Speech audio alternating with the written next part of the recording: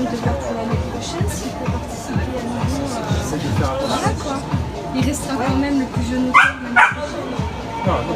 Alors la maman va nous expliquer en 2 mots de quoi il retourne et puis ensuite on va demander au petit. Quand est-ce que ça lui est venu cette idée-là? Vous saviez qu'il écrivait déjà ou... Alors Maxime a beaucoup d'imagination et il écrit depuis l'âge de 6-7 ans. Ouais. Et il avait déjà écrit un petit bouquin qu'on avait imprimé, mais voilà, en tant que... On lui avait fait un seul exemplaire, hein, c'était comme une BD, il avait quoi? Peut-être 7 ans, 8 ans, hein, paquet max.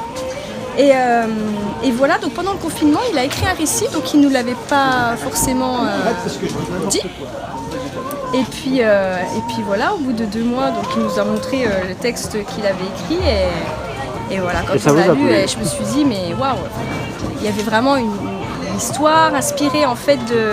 Alors c'est un peu fantastique, mais on va aussi le laisser parler inspirée... après, Voilà, là, vous avez assuré plutôt la partie technique. Et alors moi j'ai assuré la partie technique, effectivement, qui était... Alors on va lui demander justement de quoi ça parle. De quoi il parle ton bouquin? On va le montrer déjà.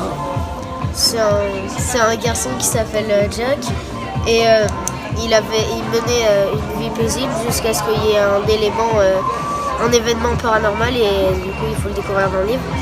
Et toute sa vie elle a changé, il y a de l'aventure, de l'action et il y a des frictions. Comment t'es venue l'idée? C'est venu de film, de lecture De lecture.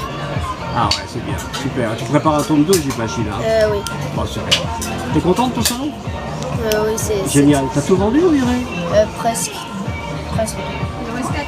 Bravo, jeune homme. Il en reste 7 sur 4 sur 50. 4 sur 50, magnifique. Ouais, c'est énorme. Eh ben, beau salon, et puis à l'année prochaine, on espère. À l'année prochaine, oui. Salut.